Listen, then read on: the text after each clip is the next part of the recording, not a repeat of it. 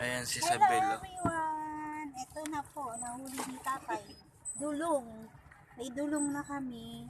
Pipili ako ng maliliit na isda. Tama ako. Ayan, maliliit na isda. Ito po. Ayan ay napili namin.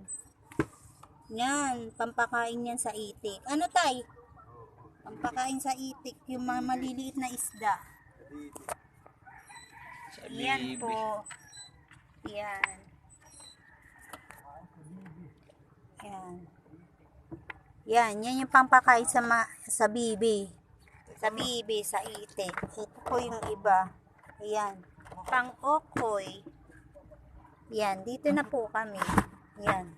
Yan, nanguhuli si tatay. Maliwaliwanag na ngayon, oh. Yan, oh. Liwanag na. Ano ba yan? Ang alon, ay, nakakatakot. Thank you for watching, everyone.